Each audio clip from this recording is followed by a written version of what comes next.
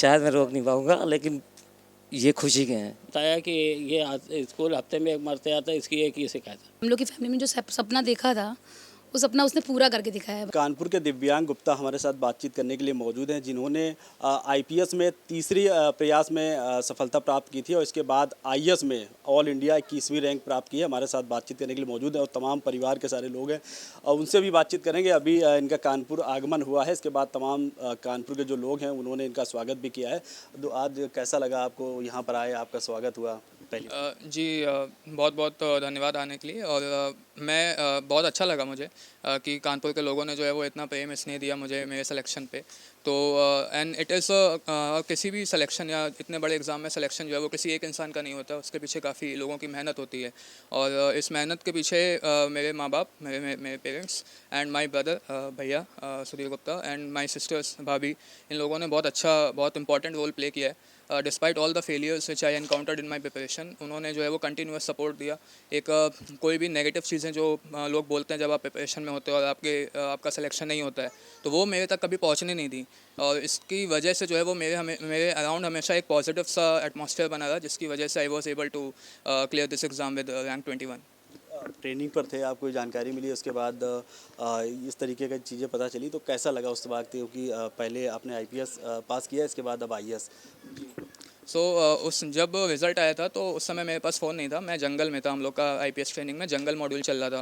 तो वहाँ पे जो है वो फिर किसी एक हम लोग के वहाँ पे ट्रेनिंग में उस्ताद होते हैं, तो उस्ताद ने जो है वो रिज़ल्ट देखा और उन्होंने चिल्लाया कि जो है वो सर आप आईएएस हो गए। तो उसके बाद जो है वो वहाँ पे जितने दोस्त थे वो सब मुझे उठाने लग गए, सेलिब्रेट करने लग गए और काफ़ी उन्हें मुझे बधाई दी। फिर जब रात में मैं घर पहुंचा, तो अपने रूम पे पहुंचा वहाँ पे एकेडमी में, तो मैंने देखा कि जो है वो लगभग 150 मिस कॉल और 200-250 मैसेजेस पड़े हुए थे। तो तब जो है वो मेरे को आइडिया लगा एंड तब मैंने जो है वो लोगों को रिप्लाई करना स्टार्ट किया। फ़िलहाल आईपीएस से आईएएस जो है वो आईपीएस की ट्रेनिंग ने कम्प्लीटली ट्रांसफॉर्म किया है मुझे। तो I think now I am better fit for IAS. जब पढ़ाई की बात करेंगे, शुरुआती पढ़ाई की, किस तरीके की पढ़ाई रही है शुरुआत में? कब आपको ये लगा कि नहीं मुझे आईएएस बनना है, आईपीएस बनना है? कब आपको ये महसूस हुआ? जी मैंने आईटी कानपुर से बीटेक किया हुआ है केमिकल इंजीनियरिंग में। सो पहले मेरा प्लान था कि जैसे सबका होता है कि कॉर्पोरेट सेक्टर में जाके आप जॉब करोगे, आप पैसा कमाओगे। बट मैंने अपने सीनियर से जब इंटरेक्ट किया अलग अलग जो फील्ड में थे, तो उन्होंने बोला कि प्राइवेट सेक्टर में आपके पास पैसा बहुत ज़्यादा होगा, बट आप अपने काम का जो है ना वो इम्पैक्ट नहीं देख पाओगे लोगों के ऊपर। इसलिए जो है वो फिर जब मैंने सिविल सर्वेंट से इंटरेक्ट किया, सो दे सेड कि यस, पैसा जो है वो सैलरी इतनी हाई नहीं होती है, बट आप जो काम करते हो वो लोगों के ऊपर दिखता है कि लोगों का कुछ बेनिफिट हुआ उससे। तो उसने जो है वो मुझे मोटिवेट किया कि एक ऐसी लाइफ होनी चाहिए जिसमें डाइवर्सिटी हो, एक ऐसी लाइफ जिसमें जो है वो मैं अपने काम का इम्पैक्ट देख पाऊँ और जिससे जो है वो कुछ अच्छा बदलाव आ पाए। तो इसलिए जो है वो मैंने सोचा कि जो है वो सिविल सर्विसेज की तरफ जो है वो रुख मोड़ा जाए और फिर मैंने जो है वो प्रिपरेशन स्टार्ट की। कैसा लगता है जब एक व्यक्ति जो है समाज में प्रयास करता है कि ये टारगेट है अपना जीवन में अचीव करना, और जब वो टारगेट अचीव हो जाता है और जैसा कि आज आपका अचीव हुआ है, तो कैसा महसूस होता है उस तरह? अच्छा लगता है काफ़ी ऑब्वियसली, क्योंकि जो आपने एक टारगेट सेट किया था वो मिल गया। अपने से ज़्यादा अच्छा लगता है कि जो पेरेंट्स ने जो इतने साल से मेहनत की थी और जो फैमिली ने इतनी मेहनत की थी, उसका जो है वो नतीजा है एक्चुअली। खुद के लिए तो ये है कि जीवन एक बहुत बड़ा संघर्ष है, जीवन में कंटिन्यूअस संघर्ष होंगे। एक कोट है नेल्सन मंडेला का, जो उन्होंने अपनी किताब में लिखा था, लॉन्ग वॉक टू फ्रीडम, कि हर एक पहाड़ के बाद आपको और ज़्यादा पहाड़ मिलेंगे चढ़ने के लिए। तो ये एक पहाड़ था जो मैंने चढ़ा है, अभी जीवन में और पहाड़ होंगे जो मुझे चढ़ने होंगे। तो बस मैं जीवन को ऐसे देखता हूँ और ऐसे जीना चाहता हूँ। समाज में किस तरीके का बदलाव देखना चाहेंगे आईएएस के रूप में, आपको जहाँ सेवा करने का मौका मिलेगा? जी मेरा मानना है कि अगर शिक्षा पे काम किया जाए और शिक्षा जो है वो सारे नागरिक अगर शिक्षित हैं, तो फिर जो है वो समाज में बहुत ज़्यादा बदलाव आ सकता है। उससे जो है वो जितनी भी प्रॉब्लम्स हैं, जितने भी जो पॉलिटिसाइजेशन होता है या करप्शन है, anything that can be addressed in a much better way. So I think that is one field जहाँ पे मैं काम करना चाहूँगा। आप, अंतिम क्वेश्चन है आपसे। जो आप नौयुवा हैं, आज अगर कानपुर की बात की जाए, उत्तर प्रदेश या पूरे देश की बात की जाए, उनको क्या संदेश आप देना चाहेंगे एक आईएएस के तौर पे? जी मैं तो यही बोलना चाहूँगा कि जीवन में एक लक्ष्य होना चाहिए। ऐसा नहीं है कि आप आईएएस बनो या फिर आप इंजीनियर बनो, जो भी आप कर रहे हो आप अच्छे से कीजिए, ताकि जो है वो आप सिर्फ ना अपने लिए ना सिर्फ अच्छा कर पाओ, बल्कि अपने माँ बाप का भी नाम रोशन करो। एंड एज अ, और सिर्फ कानपुर के लिए नहीं, एक देश के लिए जो है वो we should as a youth we should come forward and we should do something great. तो I think that is the message which I want to send. दिव्यांग के पिताजी भी मेरे साथ, उनसे बातचीत करें। कैसा लगता है जब एक बेटा जो है इतना बड़ा नाम करता है और तमाम तरीके के जो परिवार वाले हैं या कानपुर की बात की या फ़ोन आते हैं कि आपका बेटा आईएएस बन गया, आईपीएस बन गया, तो कैसा महसूस होता है? बहुत खुशी होती है इस बात की बहुत खुशी होती है कि जब कोई कहता है कि आपका बेटा आईएएस बना है तो बहुत अच्छा लगता है उस समय। अच्छा, पढ़ाई में किस तरीके के थे शुरुआत से, क्योंकि किस तरीके का आप लोगों का योगदान रहा है इनके प्रति, क्या दिनचर्या इनकी रहती थी?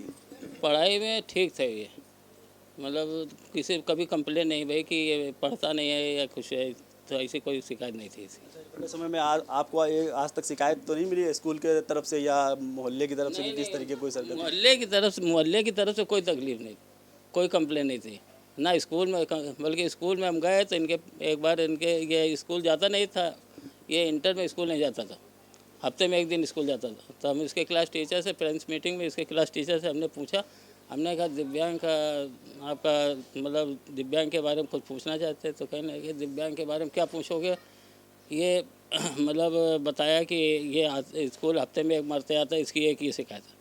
तो हमने कहा ये आईआईटी की तैयारी कर रहा है तो इसके पीछे वो नहीं आता स्कूल। तो कहने लगे कि ठीक है, लेकिन ये मतलब इंटर का देखे रहे, मतलब आईआईटी की तैयारी कर रहा है ठीक है, लेकिन इंटर के बेसिस में देखे रहे। तो हमने कहा भाई कर तो रहा कोशिश, तो यही बात थी। माँ भी हैं, उनसे भी बातचीत करेंगे। माँ जी, कैसा लगता है जब बेटा इस तरीके का जो है एक देश में नाम करता है, क्या महसूस है? पहली बार जब आपको जानकारी मिली तो कैसा लगा? पहली बार जब जानकारी मिली तो मुझे तो बहुत खुशी हुई थी। काफ़ी समय तक हम मतलब भगवान को धन्यवाद दे रहे थे कि मुझे ऐसा बेटा दिया उन्होंने, जिसने देश का नाम करने के लिए पैदा हुआ है। किस तरीके का घर पे इनका बर्ताव रहता था, बातचीत किस तरीके की रहती? बदलाव बहुत अच्छा था और सबसे प्रेम से रहता था। कभी किसी के साथ में इसने बदतमीजी से बात नहीं की और उसने बहुत अच्छे से पढ़ाई की। और मेरे 2 बेटे हैं, दोनों बहुत अच्छे हैं। उनके भाई भी हैं, उनसे भी बातचीत कर लेते हैं कि क्या काम है आपका, नाम बताएं। जी, मेरा नाम सुधीर गुप्ता है और मैं टाटा मोटर्स में as a regional technical support manager I am working and मैं बड़ा भाई हूँ दिव्यांग का। और मतलब कहने के लिए खुशी के आंसू निकल रहे हैं। जी बिल्कुल मतलब शायद मैं रोक नहीं पाऊँगा, लेकिन ये खुशी के हैं ये। अच्छा, बड़ा गर्व होता है जब भाई इस तरीके का वो होता है, क्योंकि तमाम तरीके की चीज़ें होती हैं जब समाज में जो व्यक्ति निकलता है तो बोलते हैं कि नहीं आईएएस है, उनका भाई जा रहा है। जी बिल्कुल, मतलब मैं तो शायद बोल नहीं पा रहा हूँ, लेकिन सब खुशी का ही है, मतलब मेरा बेटा है वो। अच्छा, कभी आप लोगों को बातचीत हुई जिसे देखा है भाई में कभी मुआचा इस तरीके को हो जाती है? मेरी और उसकी जब भी बात अच्छा, ऐसी कोई बात हो जो आपको याद हो कि इस तरीके की कोई बात आपको लगी हो? हाँ बिल्कुल, बहुत बार मेरी और इसकी जो लड़ाई हुई है वो इसी बीच में हुई है कि इसका फोकस हमेशा एक पॉइंट पे रहता है कि मुझे अगर एक एग्ज़ाम देना तो मैं एक ही एग्ज़ाम पे फोकस करूँगा। और इस बार भी यही हुआ, मतलब फॉरेस्ट सर्विसेज के लिए मैं और ये मतलब इसका फॉरेस्ट सर्विसेज में सिलेक्शन के लिए ये बिल्कुल रेडी था और ये मेंस का एग्ज़ाम देने नहीं जा रहा था। तो मैंने इसको काफ़ी फोर्स किया कि आप मेंस का एग्ज़ाम दो, बट वो बोला था कि नहीं मुझे बनना है तो आईएएस बनना है, मुझे फॉरेस्ट सर्विसेज का एग्ज़ाम नहीं देना है। तो ये मतलब दिखाता है कि he was very much focused, but to be on safer side मैं ऐसे ये बोला था कि आप फॉरेस्ट सर्विसेज का एग्ज़ाम दो। एंड उसके लिए फिर हमारा उसके बीच में काफ़ी अराउंड 10 to 15 डेज़ हमने बात नहीं की कि मैं बोला था कि तुम दो, उसका कहना था कि नहीं देना है लाइक दैट, बट अल्टीमेटली उसका focus was very clear and he succeeded in what he has decided. किस तरीके की आपके भाई के लिए सलाह रहेगी कि आईएएस के तौर पर समाज में किस तरीके का वर्क करें? भाई मेरा मतलब with respect to his age काफ़ी मैच्योर है, मतलब he knows what to do what to not to do. But मेरी फिर भी ये सलाह रहेगी कि कभी भी जिन लोगों को तुम पे आशाएं हैं, जिन्होंने तुम्हें अपने साथ में ये क्रेडिट दिया है कि आप उनके लिए कुछ कर पाओ, that we should never forget. And उसके बेसिस पे हमें समाज को उस लेवल पे लेके आना है for the responsibility which this selection has given. So ये मेरी सलाह है कि आप समाज को उतनी ऊंचाइयों पे लेके जाइए जहाँ पर हमें समाज ने आज रखा है।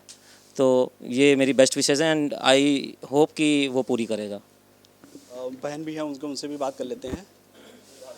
जी क्या कहना चाहेंगे आज इस खुशी के मौके? मैं भाभी हूँ खुशी का तो मौका है, बहुत अच्छी बात है। मतलब हम लोगों को जब एक्चुअली मैं भी मीटिंग में थी, जब मुझे पता चला कि भैया का IAS, और इन्होंने पिक भेजी, उसमें 21 रैंक थी, दिव्यांग गुप्ता 21। मैं तो वहीं पे एकदम से उछल गई, सब लोग बोले क्या हो गया मैंने दिखाया, फिर एवरी वॉज वेरी हैप्पी। और जी बहन भी, उनसे भी बातचीत करेंगे। जी कैसा लगा जब जानकारी मिली आपको कि हमारा भाई जो है IAS बन गया? मैं बहुत खुश थी और मुझे लगा कि ही डिज़र्व दिस, बिकॉज उसने इतनी मेहनत की थी, इतनी मेहनत की थी कि हम लोग को पता था कि वो कुछ ना कुछ तो कर ही लेगा। He was a well deserving person and उसने इतना ज़्यादा कड़ी मेहनत की थी। और जब भी वो कभी बोलता था, उससे कुछ बात करो, ही वॉज ऑलवेज सेइंग कि मैं ये कर रहा हूँ, मैं वो सब कर रहा हूँ, कितनी प्रिपरेशन कर रहा हूँ, ये सब हमें पता चलता रहता था। और मैं भैया से पूछती रहती थी, मैं उससे डायरेक्ट बात नहीं कर पाती थी क्योंकि वो इतना बिजी रहता था पढ़ाई में, इतना शेड्यूल इसका टाइट था। तो ही वॉज लाइक हमें इतनी ज़्यादा खुशी हुई थी कि हम कुछ बता नहीं सकते हैं कि। और ही वॉज हाँ, ये बड़ी बात है। क्या कहना चाहिए? बस मैं तो यही कहना चाहूँगी, जो हम लोग की फैमिली में जो सपना देखा था, वो सपना उसने पूरा करके दिखाया है। बस मुझे बहुत खुशी है कि हम शब्दों में भी कह नहीं सकते। बस ये जो है ताऊ जी भी हैं, उनसे बात। ताऊ जी कैसा महसूस कर रहे हैं आज? मैं इतनी खुशी जो है शब्दों में व्यक्त नहीं कर सकता हूँ, इतनी मुझे हार्दिक खुशी हुई है। देख सकते हैं खुशी के आंसू। ताई जी भी, उनसे भी बातचीत करेंगे। जी क्या कहना चाहेंगी आज खुशी? बहुत खुशी हुई है और ये हमें ये लगता है कि हमारे बुढ़ापे हमें साथ देगा। हमारा हमें लगता है कि हमारे बुढ़ापे में बहुत साथ देगा, हमें बहुत खुशी है। का पूरा परिवार है, दिव्यांग जी हैं, जो खुशी के माहौल में है। खुशी में आंसू भी लोगों के निकल रहे हैं और जाहिर सी बात है कि जब इस तरीके से जो है आदमी को खुशी होती तो आंसू निकलना जो है वो भी लाजमी है। अपने सहयोगी अमित के साथ जहीर खान, GMD न्यूज़ के लिए कानपुर।